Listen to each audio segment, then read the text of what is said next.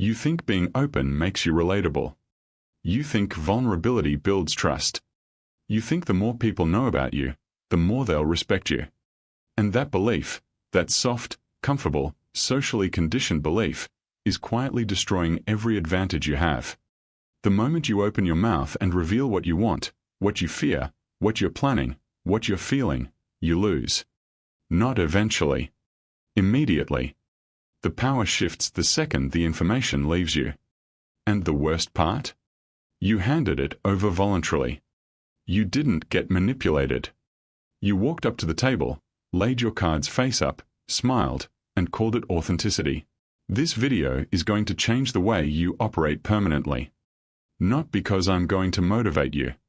Not because I'm going to tell you that you're great and capable and deserve more. I'm going to show you a mechanism, a psychological and social mechanism that has been working against you every single time you felt the urge to share, explain, confess, or defend yourself. Once you see it clearly, you cannot unsee it. The version of you that finishes this video will not be able to go back to operating the old way. That door closes permanently. This is not about becoming cold. This is about becoming untouchable. The invisible enemy here is not the person who manipulates you. It's not the coworker who uses your words against you. It's not the fake friend who stores your confessions like ammunition. Those people are just symptoms. The real enemy is the psychological compulsion inside you, the one that says speak, explain, justify, share, the one that mistakes being understood for being powerful. Most people operate from a deep, unconscious terror of being misread. They overshare because silence feels dangerous to them.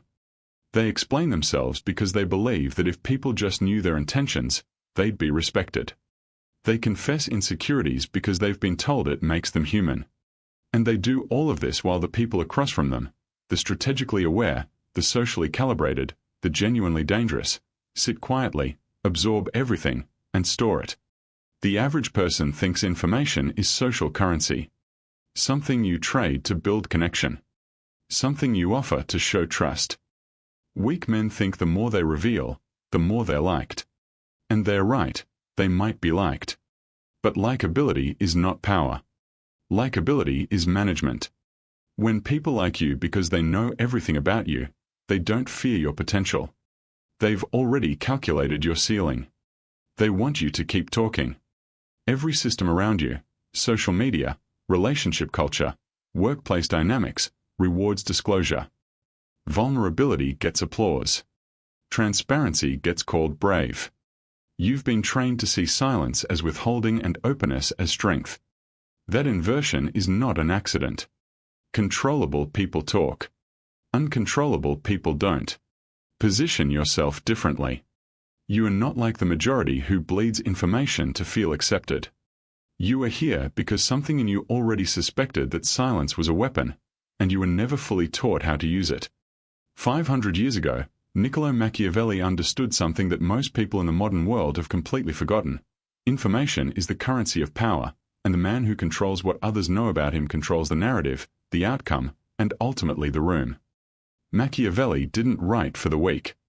He wrote for the strategically serious. And his observation was simple. Men are destroyed not by their enemies, but by what they reveal to their enemies. The prince who confesses his fears to his council creates his own vulnerability. The leader who explains his strategy in advance removes the psychological weight of his authority. Power is never rewarded by transparency. It is rewarded by mystery, precision, and control. This isn't ancient history. This is operating principle. The people at the highest levels of every field, business, politics, influence, are not the most expressive. They are the most disciplined about what exits their mind and enters the world. They understand that the less people can read you, the more they project strength onto you. And projection becomes reality.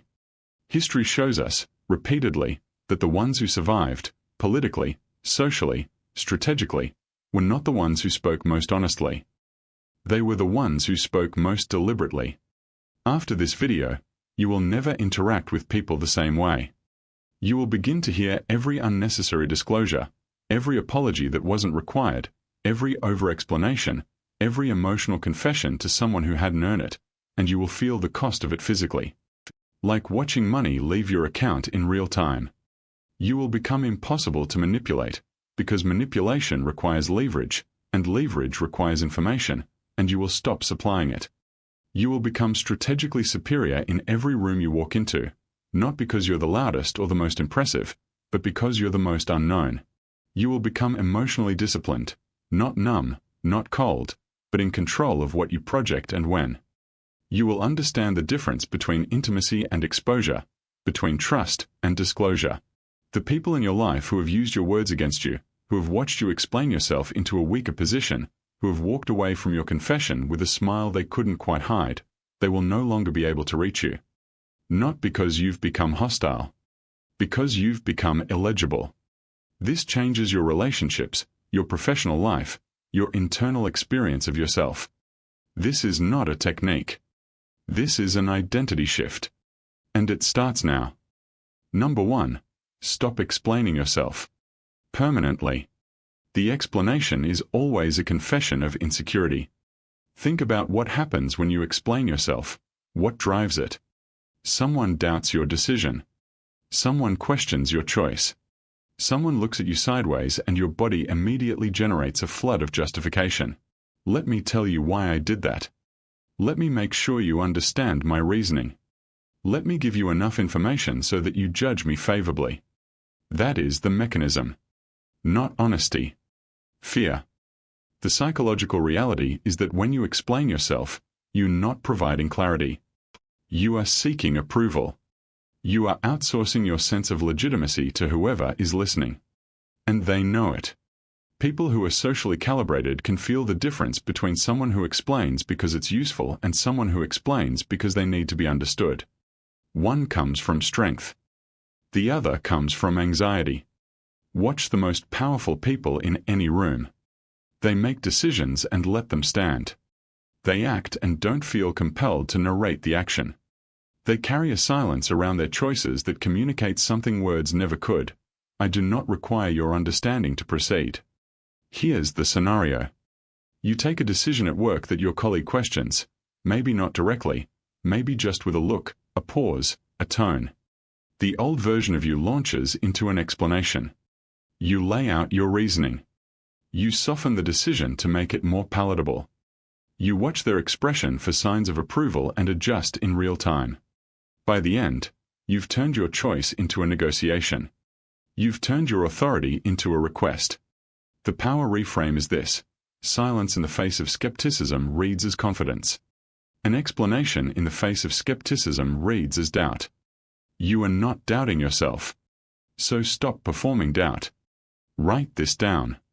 You owe no one a narration of your process. Every time you feel the compulsion to explain, pause. Let the explanation build up in your chest. Breathe. And say nothing. What you will find, consistently, is that most of the time the explanation was never actually necessary. You invented the requirement. It existed only in your anxiety. The command is simple: decide, act, remain silent. The explanation is the weakness. Remove it. Number 2, the people who need to know everything about you are the people most likely to use it against you. There's a social pattern that most people never consciously map. The individuals in your life who ask the most questions, who seem the most interested in your inner world, your plans, your fears, your relationships, they're not always the most supportive. Often, they are the most strategic. Information gathering disguised as interest is one of the oldest social dynamics in existence. Psychologically, the drive to share with someone who shows interest is almost automatic. When someone leans in, when someone asks follow-up questions, when someone says "tell me more," the brain interprets that as safety, as connection. It releases the information like a reward.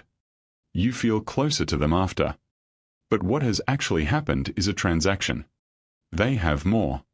You have less. Most people build their closest relationships through mutual disclosure. You show me yours, I'll show you mine. And that can be genuine. But the calculation has to include what this person will do with this information when the relationship changes. Because relationships change. People leave. People turn. People who loved you and then resented you now carry an inventory of your confessions. The scenario: you meet someone early in a career stage or social circle. They seem like an ally. You open up about your ambitions, about what drives you, about what you're afraid of, about the people who've hurt you. It feels like bonding. It is bonding. But 2 years later, the dynamic has shifted. There's competition now. There's resentment. And suddenly the things you told them in confidence become the framing they use to diminish you to other people. He's always been insecure about that. She told me once she was terrified of failure. He wants that position, but between us, he's never really believed he deserved it. Your own words. Your own vulnerability. Handed to them. Used surgically. The power reframe. Intimacy is earned over time and demonstrated through action, not manufactured through early disclosure. Someone who has never proven their loyalty does not deserve access to your architecture. Comment: I move in silence.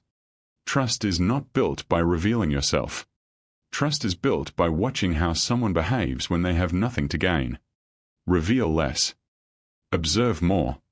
Protect the interior. Part 3. Every emotional outburst is a press release about your weaknesses. This one is surgical. When you react, when you visibly lose your composure, when you get defensive, when your anger surfaces, when your frustration becomes readable, you are not just expressing emotion. You are publishing a map of your pressure points to every person watching. The psychological reality of emotional reactivity in social and professional settings is that it functions as intelligence. When someone makes you angry and you show it, they now know exactly how to make you angry again. When you look hurt by a comment, they know that comment carries weight.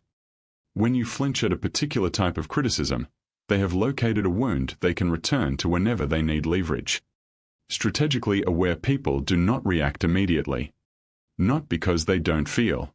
Because they understand that the expression of emotion in contested or high-stakes environments is information transfer. You are not having a feeling, you are broadcasting your vulnerability in real time.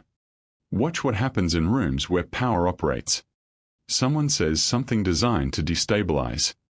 The powerful person in that room either doesn't react at all, or responds with such calm, deliberate, unhurried precision that the lack of reactivity itself becomes an assertion of dominance. The message is not "I don't care." The message is "you don't have access to my interior." And that is devastating to someone trying to manipulate you. The scenario: someone publicly questions your competence. In a meeting, in a group setting, with witnesses. The old version of you defends immediately. Voice tightens. Words accelerate. You over-explain. You justify. You make clear that the comment landed. You have just confirmed their hypothesis. Now they know exactly how to move you. The new version: you look at them. You pause. You respond with a single measured sentence, or nothing at all. Then you continue. The absence of visible impact is the most powerful possible response. It communicates that they do not have access to your triggers, and without that access, they have no leverage. Burn this into your mind. Emotional control is not suppression. It is weaponized composure. The command: feel everything. Show nothing that hasn't been strategically approved for release. Number 4. Your plans are not for sharing. They are for executing. There's a neurological component to this that most people don't know. When you tell someone about a goal, when you share your ambition, describe your vision, explain what you're building, your brain releases a small dose of the same satisfaction chemical it would release if you had actually done the thing. The social acknowledgement of intention mimics the reward of achievement. Which means that telling people what you're going to do is not preparation. It is a psychological substitute for doing it. Beyond the neuroscience, there is a strategic cost. The moment you announce your plan, you have introduced external variables into a process that only you control. Now other people have opinions. Other people have concerns. Other people have their own agendas that will bump against yours. Some will subtly discourage you, not because they want you to fail, but because your ambition threatens their stagnation. Some will set up invisible competition. Some will simply wait to see if you follow through, which places you in the position of performing your life for an audience. Most people share their plans because they want support. They want validation. They want someone to tell them the goal is reasonable, that they're capable, that it's going to work. That desire is understandable. It is also a trap. You are seeking from other people something that can only come from inside yourself, permission to proceed. The scenario. You're building something. A business, a skill, a new version of your life. You're 6 weeks in. You tell someone close to you, someone who means well. They get excited. They ask questions. They start having opinions. They introduce doubt disguised as concern. They start telling other people. And now your private process, your fragile early-stage work, is being discussed in rooms you're not in by people who don't understand it yet. The energy changes. The pressure changes. The plan starts bending to accommodate the audience you never needed. The power reframe. Results are the announcement. Silence is the strategy. Say it with me. I build in silence. I reveal through execution. Move invisibly until the work speaks. Then let the work do the explaining you refuse to do. Part 5. Confession is not connection. It is surrender. There's a cultural religion around vulnerability. You've heard the gospel. Be open, be real, share your struggle, your mess is your message. And in specific, earned, deeply trusting contexts, that has genuine value. Authentic connection between people who have built real trust is one of the few things that actually matters. This is not an argument against that. This is an argument against the cultural compulsion to perform vulnerability publicly, to use emotional disclosure as a social tool, to confess to people who have not earned that information as a strategy for appearing relatable and gaining approval. When you confess your insecurities to someone who hasn't proven their loyalty, you are not being brave. You are being reckless. When you share your trauma in the first 3 conversations with someone new because it's become socially acceptable to do so, you are not building intimacy. You are front-loading a relationship with the most sensitive information about your psychology before you have any evidence of what that person will do with it. And there's a harder truth here. When you confess weakness to someone who is competitive with you, consciously or not, you are not leveling the playing field. You are handing them an elevation. People who are in subtle competition with you store your confessions not as intimacy but as inventory. Your disclosed insecurity becomes the quiet confidence behind their next move against you. The social observation is this: the most psychologically powerful people you have encountered in your life were probably also among the most private. Not cold. Not distant. But contained. They gave you enough to feel connection without ever giving you the architecture. You liked them. You respected them. But you couldn't quite read them. And that quality, that fundamental illegibility, was not an accident. It was discipline. If this resonates, subscribe. There's more of this architecture to come. The command: give people your presence, not your blueprint. Now we arrive at the part of this that goes deeper than strategy. Deeper than technique. Because everything I've described, the over-explanation, the emotional leakage, the premature disclosure, the confessional compulsion, all of it has a single source. And that source is not weakness of character. It is an identity that was built on external validation. You were taught, somewhere along the way, that being known was the same as being valued. That being seen was the same as being safe. That the more people understood you, the less they could hurt you.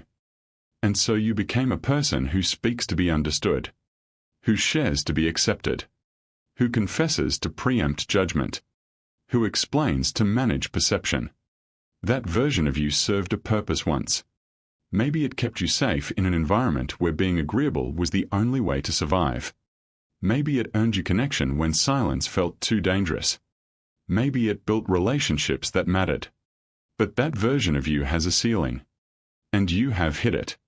Every time you felt the confusion of being used. Every time you watched your own words come back at you as weapons. Every time you explained yourself into a weaker position and couldn't understand why the more you revealed, the less they respected you. That confusion was the ceiling announcing itself. That version of you must die. Not metaphorically. Not gently. It must be executed with the same precision and deliberateness that you are now going to bring to every interaction going forward. You do not retire that identity. You do not slowly phase it out.